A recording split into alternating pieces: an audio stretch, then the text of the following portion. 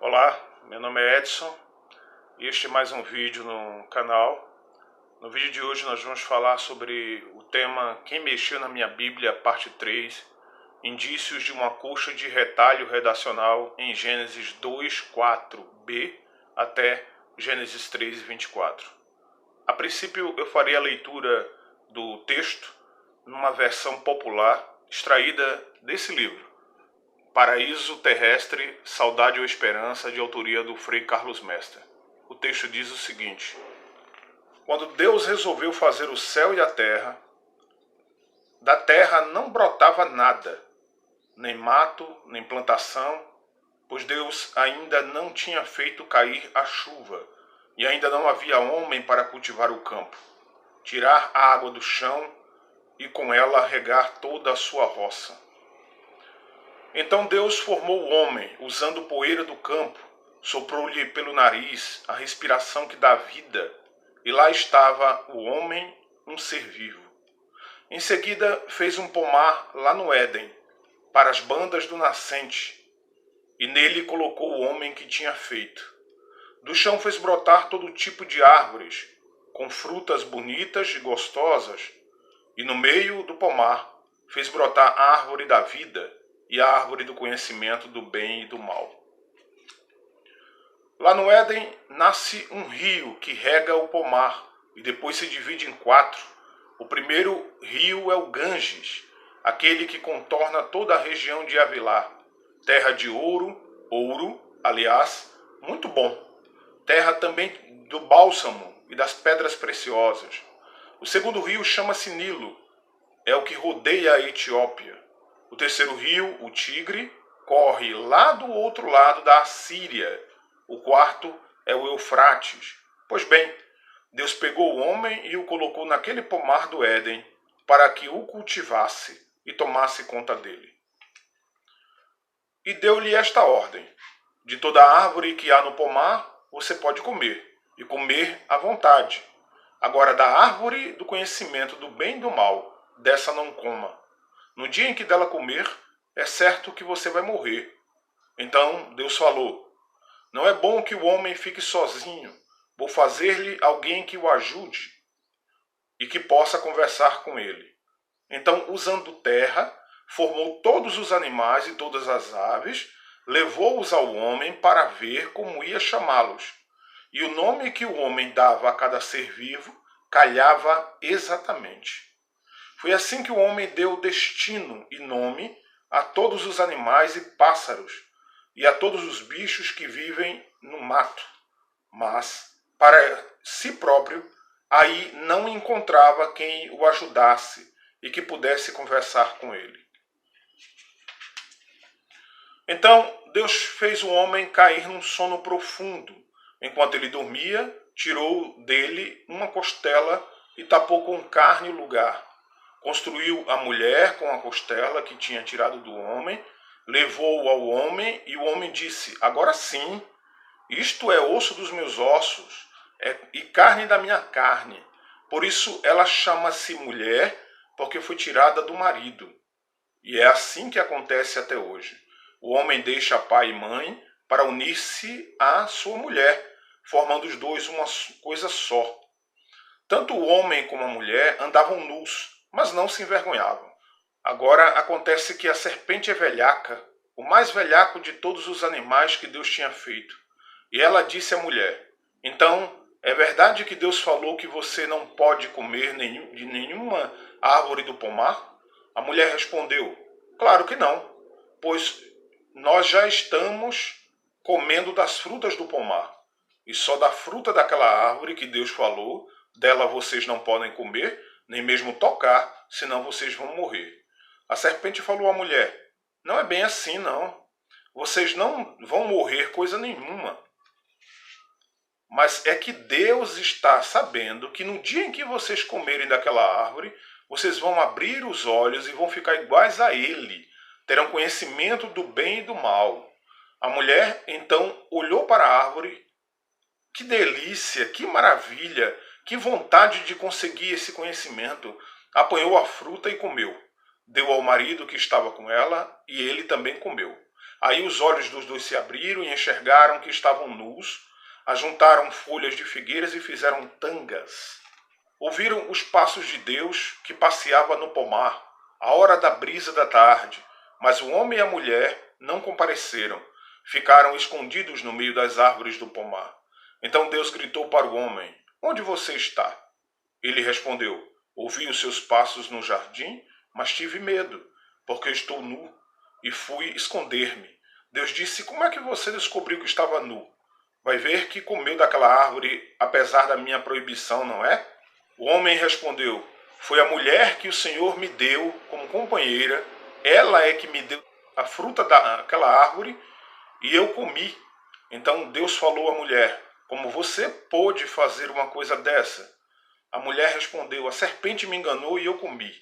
Aí Deus falou à serpente: Por ter feito isto, você será maldita, isolada de todos os animais.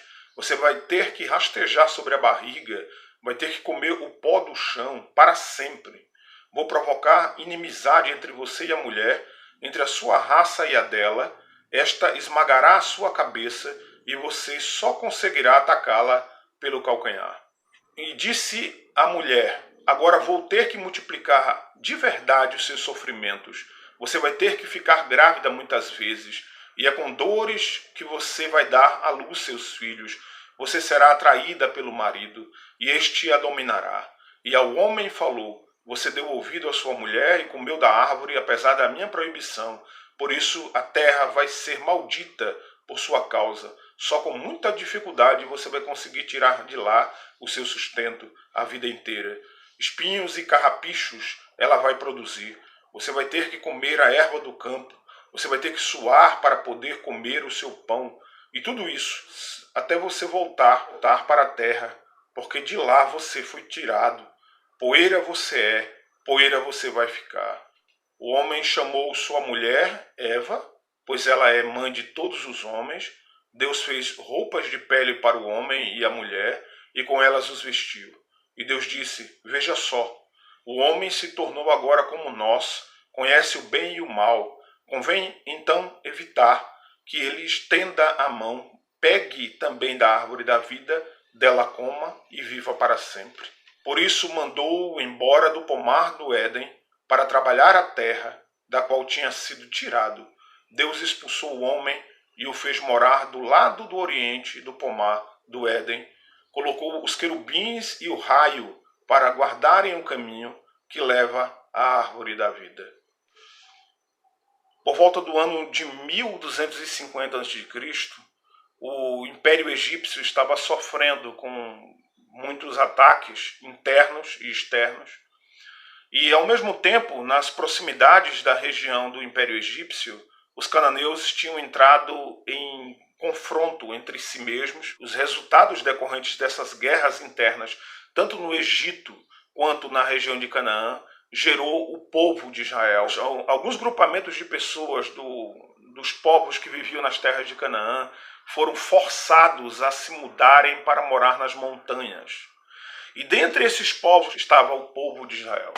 Pequenos grupamentos de pessoas que, a seu tempo, eram chamados de hebreus, estrangeiros, aqueles que vinham do outro lado. A vida nas montanhas não era fácil. Os desafios eram imensos. Terrenos íngremes, situações muito difíceis de serem contornadas, mas o labor e o trabalho diário fez com que o povo conseguisse se organizar, mesmo a despeito de um terreno tão complicado no qual eles passaram a viver. Eles conseguiram sobreviver naqueles espaços através de uma certa aliança comunitária. Estavam ali construindo as suas casas, construindo o seu espaço de vivência e começaram a plantar para poder colher e se alimentar através do fruto do seu campo, através do seu trabalho. Todos os membros desse clã cuidavam da terra. A terra era o seu espaço de subsistência, o seu espaço de vivência interior e exterior. Era a partir da terra que eles conseguiam o seu alimento, a sua subsistência, o seu caminhar, a sua vida propriamente dita. Nessas aldeias existiam leis, mas as leis existiam apenas para proteger a vida. A ideia primeva desses espaços era construir uma economia de subsistência, de partilha, onde as pessoas tivessem tudo em comum, onde todo mundo comungasse com aquilo que ele mesmo plantava, para que ninguém do grupamento de pessoas dessas aldeias, agora das montanhas de Canaã, chamado povo hebreu, eles tivessem tudo. E o tipo de economia que eles empregam para que haja uma sustentação de vida nesses espaços é uma chamada economia da subsistência, onde a partir o ponto primordial desse espaço. Como não havia reis, os poderes eram distribuídos entre si. Cada um tinha um poder regente sobre um determinado espaço. O exército que existia em comum naqueles espaços tribais, somente a serviço de se defenderem de ataques externos que ali estavam. Então, eles tinham tudo em comum, não apenas a economia de subsistência, não apenas a ideia da partilha, não apenas a ideia dos poderes, mas também a ideia dos exércitos que eram constituídos de trabalhadores apenas com uma única finalidade: se proteger das ameaças externas. Quando eles conseguiam acumular excedentes, o que existia eram festas. Festas da lua nova, festas do ano novo, festas as mais diversas dentro do povo de Israel, porque eles estavam com fartura sobre a sua mesa. Então, em agradecimento à divindade pela sua fecundidade da terra, pela chuva que desceu, pela colheita maravilhosa que eles tinham, eles começaram a fazer festas. E essas festas eram acompanhadas do produto do excedente. O excedente dentro da história de Israel nunca era uma ideia de lucro, de acumulação de lucro, mas sim uma ideia de partilha. Ora, nós temos o suficiente para nos alimentar e quando alguma coisa nos sobra, esse alimento, nós guardamos esses alimentos para que eles sejam distribuídos dentro de uma festa, para que não haja fome, para que não haja falta daquilo que eles estão trabalhando no solo para todos aqueles que estão ali próximos. Então, a economia que existia era uma economia de partilha, economia de subsistência, e o excedente não era para acúmulo, como hoje em dia acontece dentro do capitalismo. O excedente era para ser celebrado e partilhado com todos aqueles que faziam parte daquele espaço. Mas aí, por volta do ano 1030 da história de Israel, da história do povo judeu, do povo hebreu, surge a monarquia. E a monarquia, ela impõe um castigo muito duro para o povo de Israel. A monarquia impõe que agora os campesinos, aqueles que trabalhavam no campo, precisavam, a partir de agora, pagar impostos para os monarcas que ali estavam. Primeiro na figura de Saul, mas depois na figura de Davi, mas não apenas na figura de Davi, em toda a sua descendência de reis que vem a posteriori. Há um certo mecanismo de poder engendrado dentro da monarquia. E esse mecanismo de acumulação de excedente, ou seja, a monarquia agora não apenas existe mudar todo o modus operandi do povo que vivia nas montanhas e que tinha a sua economia e que tirava o seu alimento do suor do seu rosto, de trabalhar o campo, de cuidar da terra, de colocar o alimento sobre a sua mesa, de partilhar o excedente daquele alimento, mas de ter sustentação de alimento e de vida para a sua própria família. Agora esse povo é tributado, esse povo precisa pagar impostos a uma monarquia que fica dentro do palácio, na sua realeza, supostamente sobre a égide dessa divindade chamada Javé, desse Deus, porque é a própria monarquia que constrói o templo de Jerusalém, é sobre os auspícios da monarquia que o templo é construído. E quando o templo é construído, ele coopta toda a existência, que era uma existência razoavelmente boa dos campesinos, para que eles sejam agora tributários dessa monarquia. Eles precisam pagar para essa monarquia a sua própria vivência. E eles não pagam apenas com alimento, esse é o grande problema. Eles pagam também com gente. O exército que existia antes dentro dos espaços campesinos, apenas para defender os seus espaços territoriais, e que era um exército formado por trabalhadores, agora é um exército cooptado dentro de um militarismo formado pela monarquia. E o que esse exército faz? Ele vai a encargo do rei, até os campos buscar a parte que compete agora ao rei. Então, eles, quando vão para o campo buscar sobre as ordenanças do rei, sobre as ordenanças dos juízes que promulgam leis agora nos palácios, a serviço do rei, para taxar tributariamente o homem do campo, quando eles vão até lá, eles pegavam a parte do rei, pegavam a parte dos juízes e pegavam também a sua parte. E não apenas pegavam todo o alimento do homem do campo, mas também pegavam as suas filhas, estupravam em geral as suas filhas, ou levavam as suas filhas, as filhas dos homens do campo, para trabalhar ou na cozinha, ou, graduada a sua beleza, servir o rei no seu harém de prazeres. E os homens do campo, fosse o homem mais velho, ou fosse os adolescentes, os jovens que viviam no campo, eram cooptados agora a servir esse exército, que não era mais um exército de trabalhadores a serviço da própria população, mas agora um exército militar a serviço do rei, dos seus conchavos, dos seus achaques, dos seus quereres. E tudo isso mudou completamente para pior a vida do homem do campo. É quando essas questões acontecem dentro da história do povo chamado povo de Deus. Eles sofrem um ataque muito profundo, e esse ataque ele é interno. Então é por isso que o livro dos Juízes vai dizer de maneira bem sintomática que ninguém ali queria um rei, ninguém ali queria uma monarquia, ninguém ali queria um surgimento de uma monarquia. E não existe a ideia, por exemplo, no texto bíblico, de que na verdade eles escolheram um rei para si. O rei apareceu dentro de uma ideia de monarquia e foi o rei quem cooptou todos os dividendos da vida do homem do campo para dentro da cidade. E quando esses dividendos são postos dentro da cidade, a vida do homem do campo se torna insuportável. Mas uma coisa precisa ser notada nessa construção de texto. O homem sofria os ditames de perder o uso da sua terra e ser cooptado para trabalhar pelo exército dos reis. Os jovens também sofriam os ditames de terem que ser cooptados para trabalhar a serviço do exército do rei. Mas ninguém sofreu mais violência nessa história pregressa de Israel, do surgimento da monarquia, do que a mulher. Porque a mulher ficava no campo sozinha, uma vez que foi tirado dela o seu marido, uma vez que foi tirado dela os seus filhos, ela precisava cuidar do campo. E constantemente ela sofria a violência dos exércitos que iam, a encargo do rei e dos juízes, buscar a sua parte no campo. E ela sozinha agora tinha que regar a terra, porque faltava o homem. É por isso que o texto do Gênesis vai dizer que a terra estava ali com uma desolação e um deserto, e faltava o homem, porque o homem foi tirado da terra. O pobre camponês foi arrancado do seu lugar de subsistência para servir o rei de maneira totalmente inadequada. Então a mulher é quem sofre o processo maior de violência e de exploração do surgimento dessa monarquia dentro da história de Israel. O trabalho que nunca foi um trabalho fácil, que era um trabalho duro, agora passou a se tornar um trabalho forçado.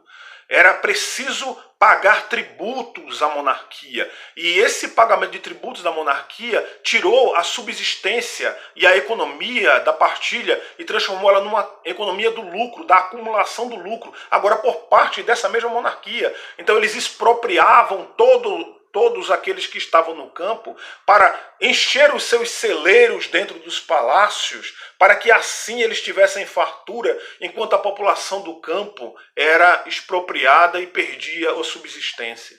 É justamente em meio a essas tragédias que os camponeses contam as suas histórias.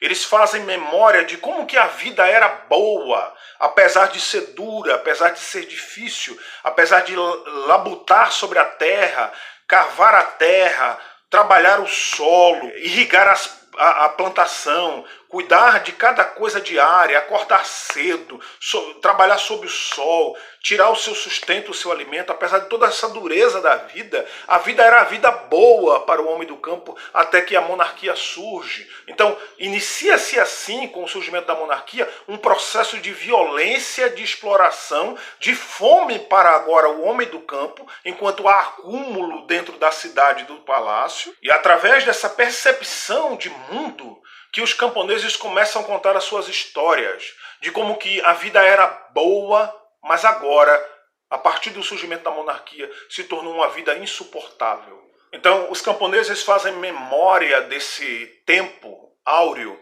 em que eles não tinham rei sobre si e que eles tinham uma certa assembleia que decidia os pormenores da sua própria existência e que o exército, à sua época, era o exército de trabalhadores que existia apenas para defender o seu próprio povo e a sua própria terra, em que a economia que existia era uma economia de subsistência e quando havia excedente, quando sobrava alguma coisa, eles partilhavam nas suas festas, nas suas celebrações, onde eles traziam a memória dessa divindade que era a divindade da fecundidade, que fazia com que o solo produzisse cada vez mais, e eles comemoravam com muita celebração.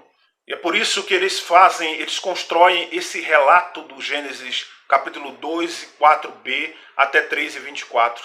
Um relato da criação, né? Uma cosmogonia como memória dos camponeses, dos campesinos, mostrando que a vida em algum momento era muito boa, era como semelhante a um jardim do Éden plantado por Deus, que apesar das dificuldades, o homem tinha uma comunhão muito íntima entre ele e a sua mulher, e esse homem e essa mulher constituíam a sua própria família, e era um espaço de vivência no qual Deus fazia parte, do qual Deus participava efetivamente, até o momento em que esse homem é expulso da sua terra, desse pomar, desse lugar das delícias que é o Jardim do Éden. E quando ele é expulso da sua terra, ele está justamente trabalhando as memórias da expulsão do homem do campo, da cooptação do homem do campo que agora é levado para dentro dos palácios, da cooptação das mulheres que estão agora a serviço, seja da mesa, trabalhando nas cozinhas do palácio, ou quando a beleza era inaudita da mulher, era cooptada para dentro dos haréns. Então, essa expulsão desse Éden, desse lugar maravilhoso, desse paraíso, faz parte das memórias do homem campesino, que agora retrabalha as suas memórias, dizendo que a vida que eles viviam era a vida boa. Era a vida como se fosse um prazer viver, era a vida dentro de um espaço chamado de delícia. Éden significa delícias, significa prazer, prazer de arar a terra, prazer de cuidar do solo, prazer de cuidar da vida, prazer de colocar o alimento sobre a mesa depois de um trabalho intenso e depois de tirar o alimento a partir do suor do seu rosto. É dessas memórias que o texto do Gênesis 2, 4b até 3, 24 fala. E quando ele diz que não havia homem para regar a terra ainda e que a terra era uma desolação e um deserto, é porque o homem foi cooptado do espaço do campo e foi brutalizado a ser levado para dentro do palácio, para estar agora a serviço dos reis. Então, essas memórias campesinas são, em algum momento, gestadas, e quando elas são gestadas, elas começam a ser compiladas dentro desse escrito, dessa memória traditiva do Gênesis 2, 4b até 3, 24, contando a história do homem do campo, da exploração que o homem do campo viveu, de como que ele foi expulso do seu jardim, do seu Éden, que era um lugar maravilhoso. Duas árvores são postas nessa narrativa. A busca desenfreada do ser humano pela ideia de prolongamento da sua juventude. A árvore da vida simboliza isso. Ou seja, enquanto a saúde, enquanto a vida, é preciso trabalhar, é preciso viver, é preciso se reinventar, é preciso imaginar que a vida pode ser diferente. Essa juventude, essa árvore da vida, ela mostra que havia uma necessidade do homem do campo de ter sempre saúde para trabalhar. Era uma ideia de permanência que estava na cabeça do homem do campo, de que enquanto ele tivesse saúde, o vigor físico, a sua juventude deveria ser eterna, e quando isso lhe faltasse, iria lhe faltar também o alimento. Então, por isso, essas convergências de pensamento sobre uma árvore da vida, ou seja, a ideia de prolongamento da vida, da vitalidade, para que ele pudesse trabalhar sempre a terra. A árvore do conhecimento do bem e do mal é justamente essa gestão de poder da monarquia que surge como implementação de uma outra política dentro da história do homem campesino. Então, é uma busca da razão. Ora, no dia em que você souber como é que as coisas funcionam, você vai sofrer o dano que isso vai lhe causar. E é quando o homem do campo, a mulher do campo, a família dos pequenos campesinos sentem o peso do pensamento e da elaboração, do surgimento das cidades, do palácio e da monarquia, é que eles sabem que comer desse fruto vai ser muito amargo para eles. Provar do fruto da árvore do conhecimento do bem e do mal é provar das implicações político-ideológicas que a monarquia lhes impôs. E é por isso que eles sentem o dano, e é por isso que quando eles provam isso, na linguagem mitológica, retratado na figura da mulher chamada Eva e do homem chamado Adão, que eles são expulsos desse lugar, que era um lugar de vivência dele, que é o campo. Eles são cooptados para a cidade, ou quando não, eles sofrem uma violência desmedida dentro das suas próprias famílias. E é porque a vida do campo era muito difícil, que não era bom que o homem do campo estivesse só. É por isso que nesse relato do texto do Gênesis, ele vai dizer que Deus olha para o homem se percebe como um homem sozinho, e ele sabe que ele precisa de uma ajudadora dentro desse espaço campesino de cultivo da terra. E é por isso que Deus lhe dá uma ajudadora para que ele possa cuidar da terra e prover o seu alimento e a sua sustentação. Não apenas isso, mas para que ele possa ter prazer de viver naquele espaço, né? Agora com uma ajudadora, uma companheira, aquela que vai ao seu lado. Quando essa serpente ela é introduzida nesse lugar, que era um lugar maravilhoso, é quando a monarquia entra para dentro da história dos povos campesinos e ela impõe o seu próprio diálogo. Observe que no relato do Gênesis 2, 4b, 3 e 24, a serpente ela remodela o discurso acerca daquilo que a divindade havia dito para o casal, no caso Adão e Eva naquele momento, justamente a mesma proporção de influência que a monarquia agora tem. Essa serpente é essa monarquia, engendrando, permeando, cercando o pensamento do homem campesino, de tal modo até cooptá-lo a que as ideias gestadas por essa serpente ou por essa monarquia, compartilhadas pelo homem do campo. E quando essas ideias são compartilhadas pelo homem do campo, quando a mulher e o homem começam a comer desse fruto, comer essa conversa, como se diz aqui no Nordeste, eles sofrem o dano da expulsão do lugar que para eles, até aquele momento, era um lugar, um jardim de delícias, era um Éden. E eles são obrigados agora a regar uma terra que vai produzir espinhos e abrolhos.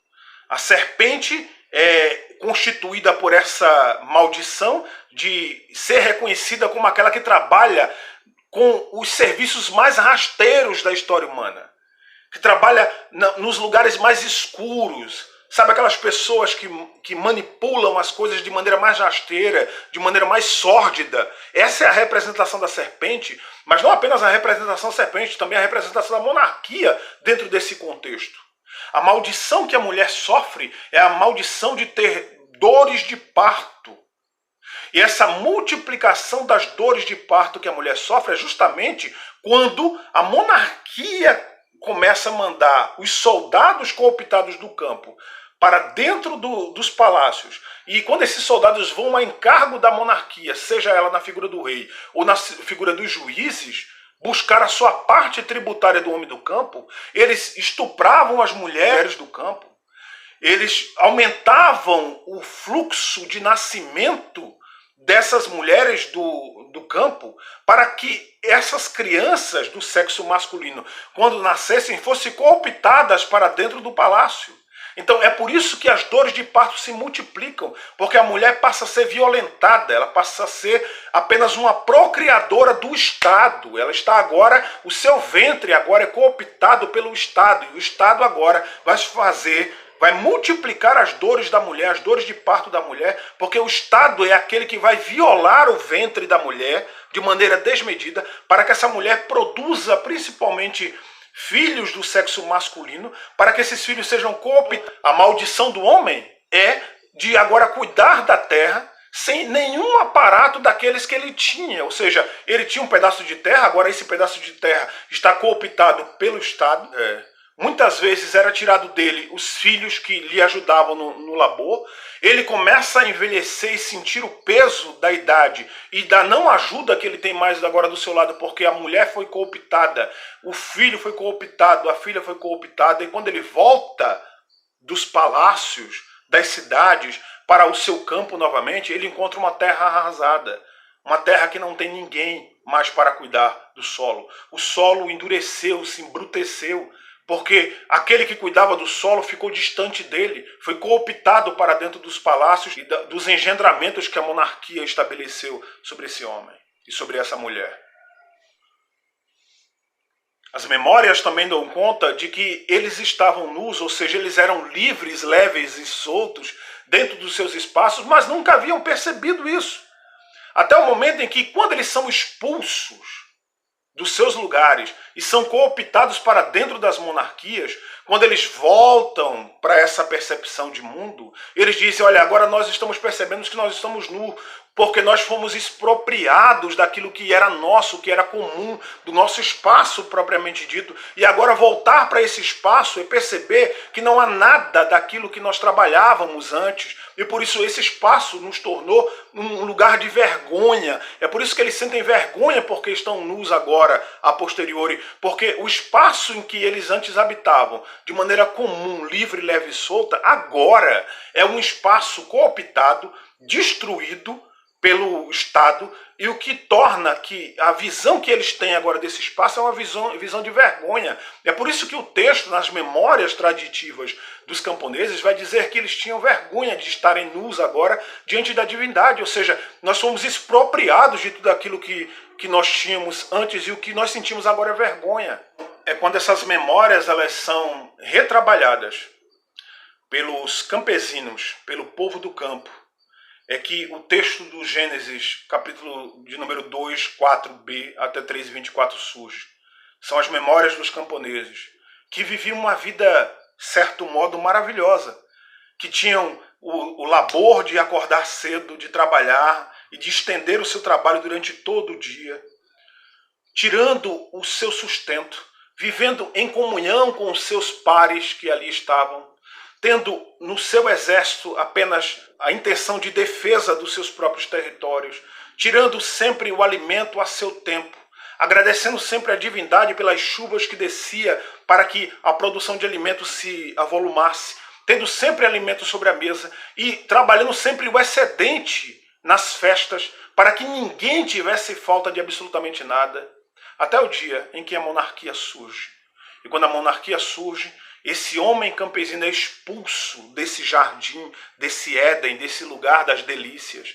Ele é obrigado agora a ser cooptado, tanto ele quanto a sua mulher e quanto os seus filhos. Todos eles sofrem um processo de violência brutal, não apenas com relação ao campo, mas também com relação à sua própria vida. O homem é cooptado a trabalhar a serviço dos exércitos das suas guerras burras. Os filhos também são cooptados a trabalhar pelo exército e suas guerras burras. As mulheres são violentadas no campo e, quando muito, através da sua beleza, são cooptadas para os haréns ou para os serviços domésticos do palácio. E assim, o campo se torna uma desolação e um deserto, porque não tinha o homem para cuidar da terra. E porque esse homem, quando volta para essa terra, ele volta totalmente expropriado do seu núcleo familiar originário e da sua economia de subsistência que anteriormente ele tinha, que há o acúmulo de excesso, de excedente dentro dos palácios. E quando ele volta, ele sente vergonha de olhar para essa terra. E ele chora sobre esse solo que agora é duro, espinhoso, cheio de espinhos e abrolhos, porque essa terra foi abandonada. E ela não foi abandonada de maneira consentida, ela foi abandonada porque o homem do campo foi brutalizado pela monarquia. E porque ele foi brutalizado pela monarquia, o solo morreu. E ele precisa ser trazido à vida de novo. A essas memórias que o texto do Gênesis 2, 4b até 3, 24 fazem menção. Essas memórias traditivas do homem do campo, do sofrimento e da violência e da opressão que eles sofreram através do surgimento da monarquia. É isso. Se você gostou desse vídeo, peço que você curta, compartilhe e se inscreva no canal. Grande abraço.